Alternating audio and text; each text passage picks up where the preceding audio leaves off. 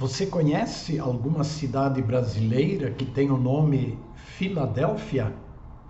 Se nós fizéssemos esta pergunta aos habitantes do estado do Tocantins, ou então aos habitantes da Bahia, provavelmente eles nos diriam: sim, eu conheço uma cidade que tem o nome de Filadélfia. Numa rápida olhada e uma rápida pesquisa no Google, constatei que existe um município na Bahia chamado Filadélfia e também um município no estado do Tocantins com esse nome, Filadélfia. Talvez haja outros lugares. Agora, a cidade mais conhecida com o nome Filadélfia em nossos dias provavelmente seja a Filadélfia, que fica no estado da Pensilvânia, nos Estados Unidos. É uma cidade grande, a maior cidade do estado da Pensilvânia, com mais ou menos 1.600.000 habitantes, algo parecido com a nossa Porto Alegre aqui. Mas também existe uma cidade bíblica chamada Filadélfia. E ela aparece, esse nome aparece 2 vezes na Bíblia Sagrada, sempre no livro do Apocalipse. Apocalipse capítulo 1 e também Apocalipse capítulo 3. Porque nessa cidade que ficava dentro do Império Romano, na conhecida região por Ásia Menor, hoje Turquia, lá estava a cidade da Filadélfia e nesta cidade estava também a Igreja de Cristo. E por isso a Igreja da Filadélfia, ela também recebe uma das 7 cartas escritas às 7 igrejas da Ásia, ou então conhecidas também como as 7 igrejas do Apocalipse. Pois bem, eu fiz essa breve introdução exatamente para lembrar que nós estamos aqui na Comunidade Cristo de Porto Alegre, estamos estudando nas últimas semanas as 7 cartas endereçadas às 7 igrejas da Ásia, e entre elas a carta à igreja da Filadélfia. Eu sou o pastor Reinaldo Littke e recebo você com alegria para mais um momento de estudo bíblico. Há várias possíveis origens ou causas do nome Filadélfia. A mais aceita é de que esse nome é uma cidade mais ou menos do 2º século antes de Cristo, e o fundador dela é o rei Átalo Filadelfo. E ela recebe o nome do seu fundador, mas também há um outro detalhe que Filadélfia é a junção de 2 palavras gregas. A palavra philos pode ser traduzida por amor ou amizade ou companheirismo, e adelphos, que significa irmão. Philos, amor, amizade, adelphos, irmão, ou seja, a lealdade, a amizade entre irmãos. Então é mais ou menos por aí a origem do nome Filadélfia. Pois bem, Filadélfia é a 6ª igreja mencionada no livro de Apocalipse que recebe as cartas. É importante relembrar, que o apóstolo João, quando ele estava na ilha de Patmos, na visão que ele teve do Cristo vivo e vitorioso que lhe apareceu, ele disse: João, escreve o que você ouve e o que você vê, e entrega essa mensagem às 7 igrejas da Ásia, entre elas Filadélfia. E é sempre importante relembrar também de que as 7 igrejas representam a igreja de Cristo aqui na terra, porque o número 7, simbolicamente no livro de Apocalipse, é uma referência à igreja cristã. Portanto, é a mensagem de Cristo para a sua igreja de todos os tempos e de todas as épocas. Pois bem, esta sexta carta, ela está então em Apocalipse capítulo 3, os versos 7 até o verso 13. E eu convido você a pegar a sua Bíblia para nós considerarmos alguns destaques que aparecem nesta carta. Como sempre, Jesus começa a se apresentar. Ele inicia a carta se apresentando. E ele se apresenta de muitas e diferentes maneiras. Nesta carta à igreja em Filadélfia, ele se apresenta como sendo o santo, o verdadeiro, aquele que tem a chave de Davi. Então, o santo, o verdadeiro e aquele que tem a chave de Davi, que abre e ninguém fechará, e que fecha e que ninguém abrirá. Então é importante essa primeira reflexão, né? Jesus se apresentando como o santo e o verdadeiro, ou seja, ele tem autoridade, ele é o verdadeiro, ele é o santo de Deus, para dizer algo aos seres humanos. E o fato de ele ser o santo e o verdadeiro dá credibilidade às suas palavras, aquilo que ele vai dizer, aquilo que ele vai recomendar. O outro detalhe é que ele se apresenta como sendo aquele que tem a chave de Davi. Chave de Davi, por que a chave de Davi? É uma reflexão interessante. Ao dizer que ele é aquele que tem a chave de Davi, Jesus mais uma vez deixa claro que ele é o Messias prometido, que veio ao mundo da descendência de Davi. Então, isso é uma referência às promessas do Antigo Testamento, porque quando ainda os profetas anunciavam a vinda do Salvador, eles o anunciavam como alguém que vem da descendência de Davi, porque ele era chamado filho de Davi. E então agora quando Jesus se apresenta como aquele que tem a chave de Davi, então ele comprova que ele é aquele que foi anunciado como o Messias, como o Salvador que deveria vir ao mundo. E ele tem a chave de Davi que abre e ninguém fechará, e que fecha e que ninguém poderá abrir. Se Jesus tem a chave, isso também significa que ele pode entregar esta chave a quem ele quiser. E aí é importante nós olharmos algumas referências dos evangelhos.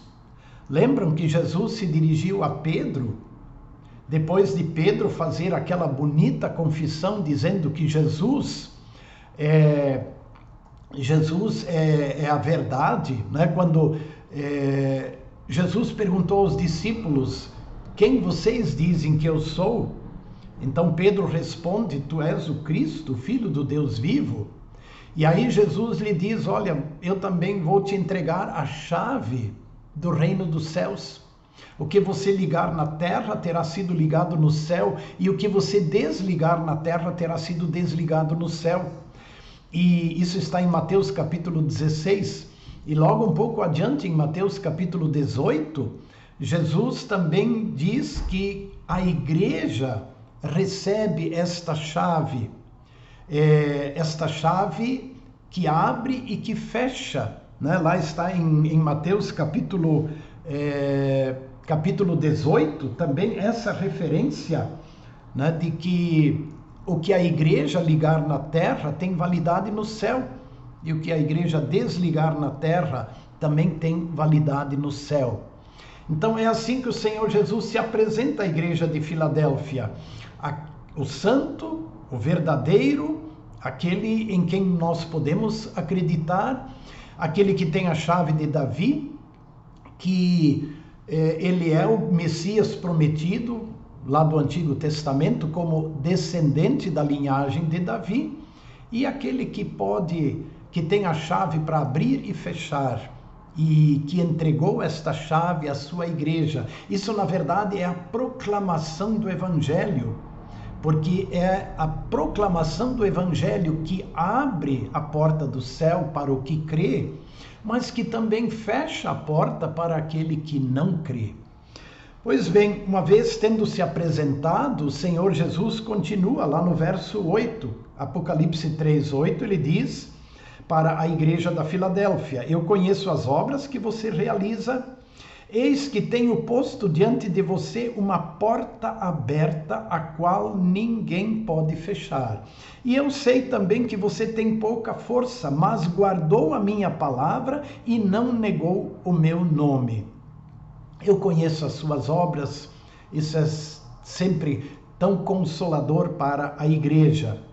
Mas vejam agora, eis que tenho posto diante de você uma porta aberta, a qual ninguém pode fechar.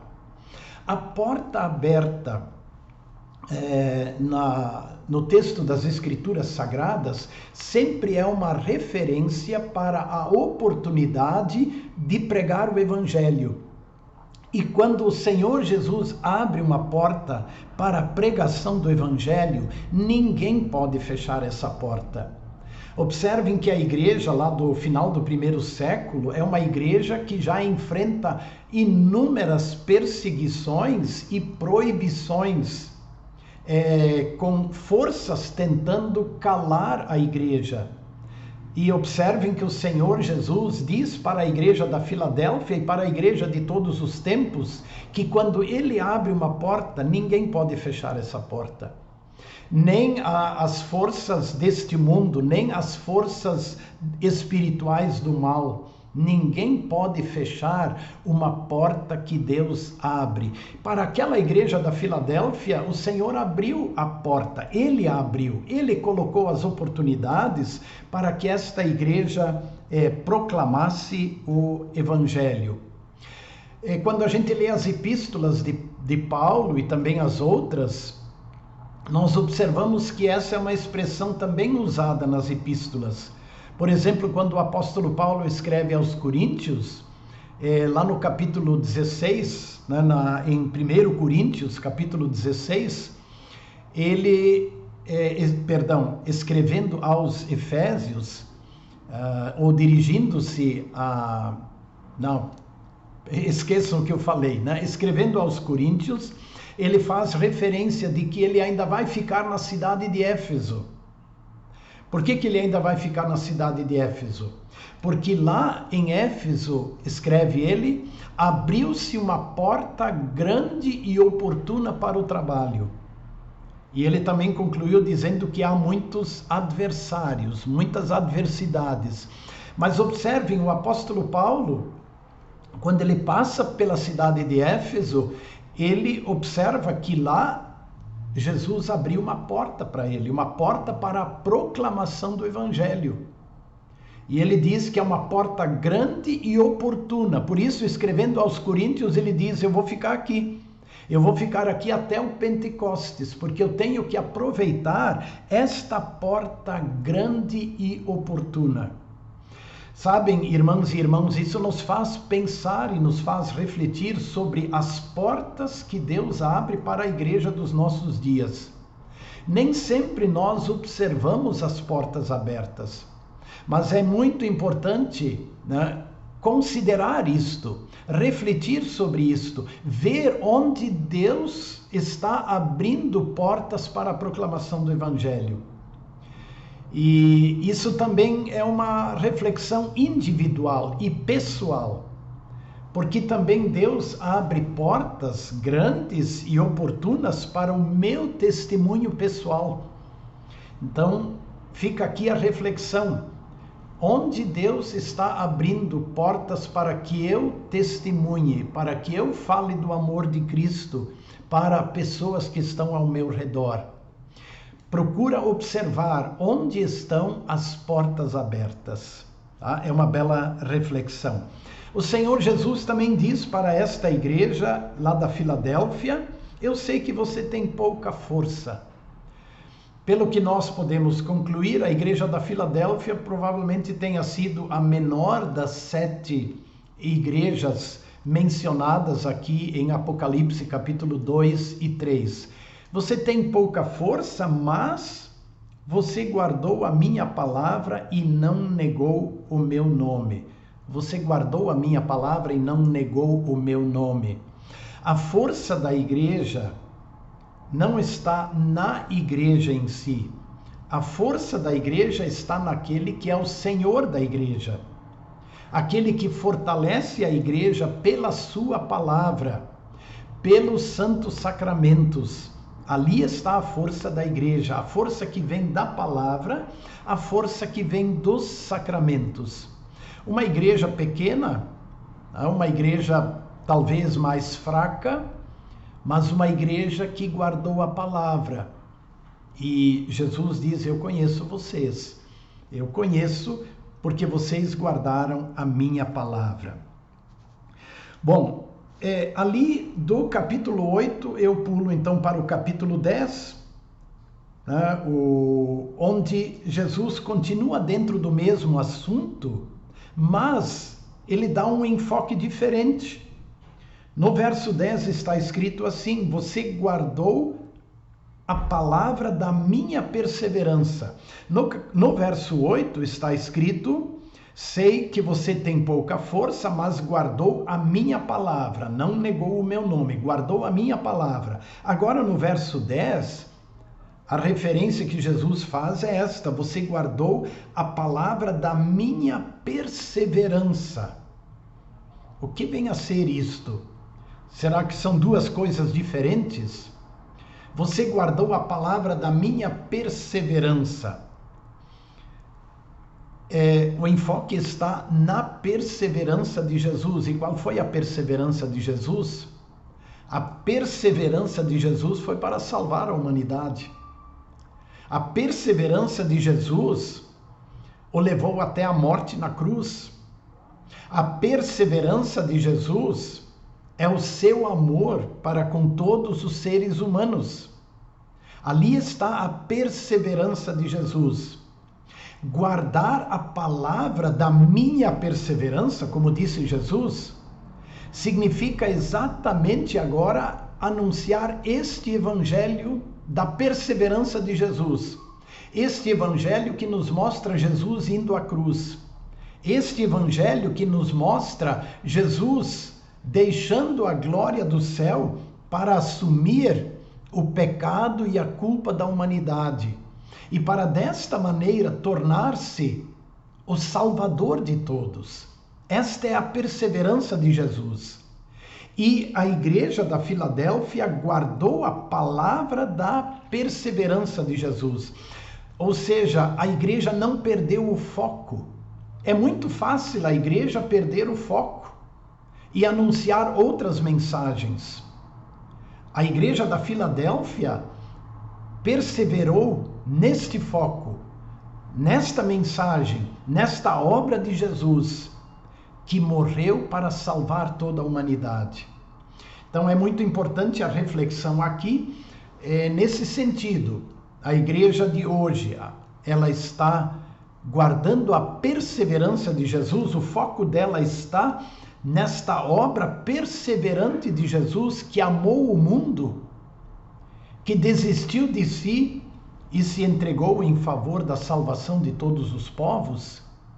Muito importante essa reflexão.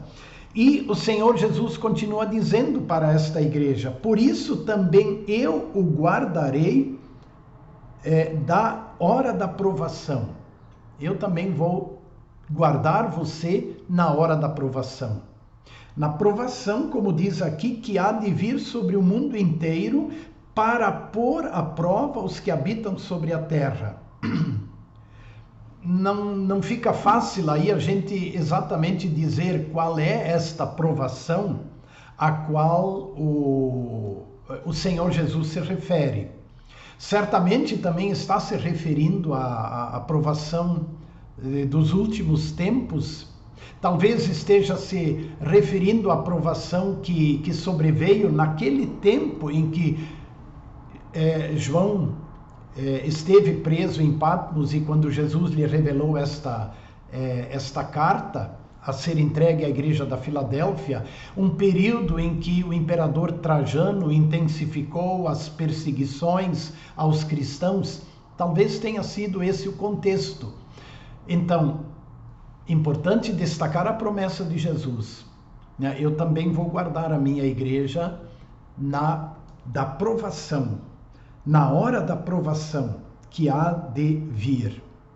E aí Jesus vai adiante e diz: eu venho sem demora, conserva o que tens para que ninguém tome a sua coroa. Venho sem demora. É interessante quando a gente lê as epístolas, em alguns momentos nas epístolas, os cristãos ou até adversários do cristianismo diziam: cadê a promessa da sua vinda? Ele prometeu voltar, mas desde que nossos pais morreram, tudo continua igual. Ele não veio. Será que eu posso acreditar que ele vai voltar? Será que ainda são válidas estas palavras, venho sem demora?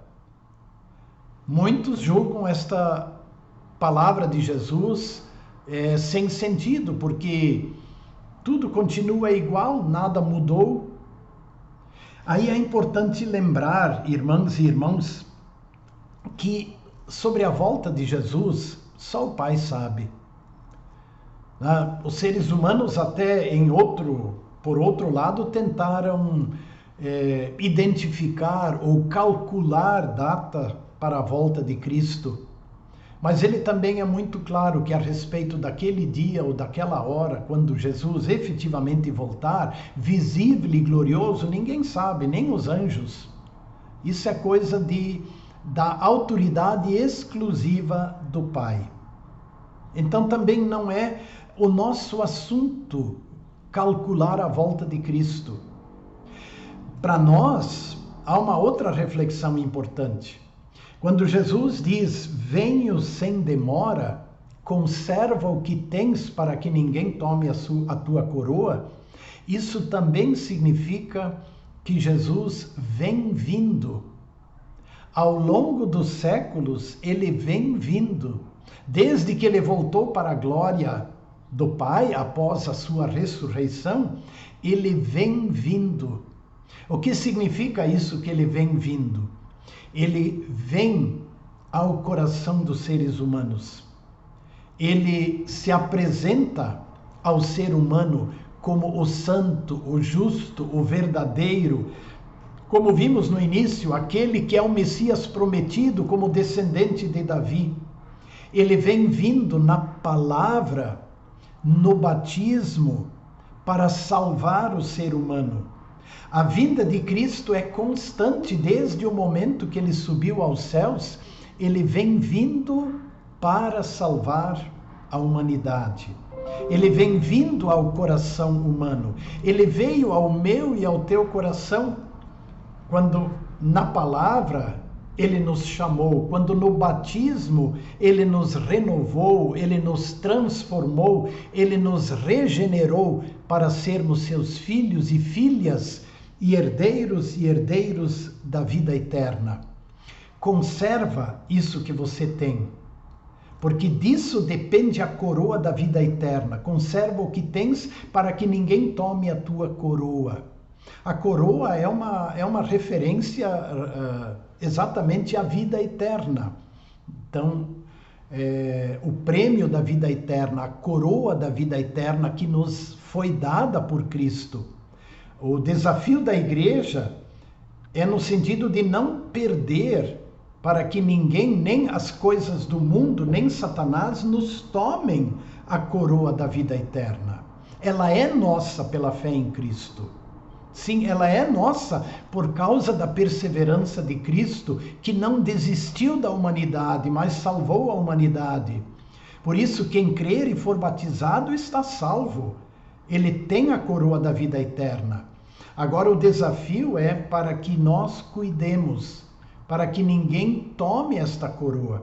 Com facilidade nós podemos desvalorizar essa coroa. Nós podemos trocá-la pelas coisas deste mundo e aí está o perigo.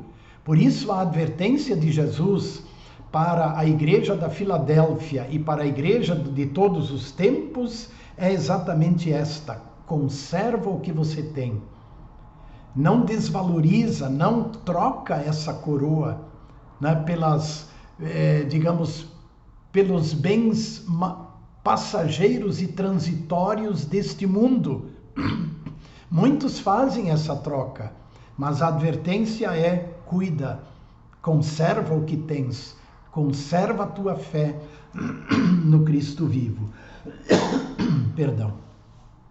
Bom, eu estou indo para o final do estudo e aí nós vamos aos versos 12 e 13, né, que são os dois versos finais, uma palavra ao vencedor.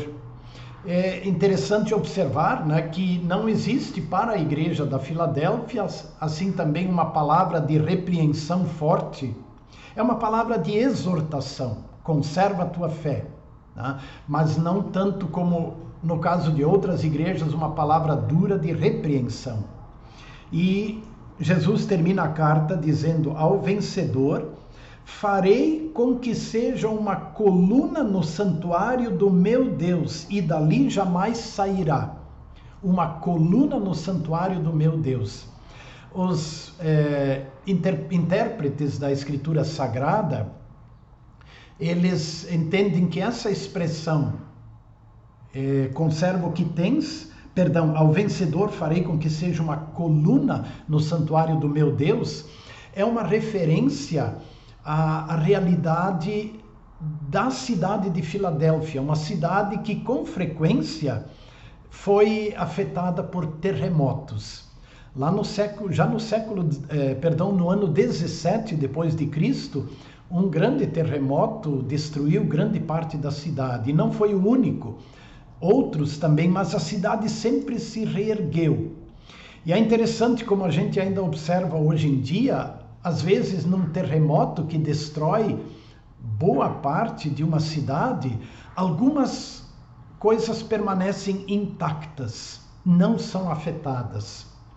E aqui também se observa isso, né? De repente, no meio de muita destruição, colunas que permanecem intactas. E é esta imagem que o Senhor Jesus usa para falar aos cristãos de Filadélfia.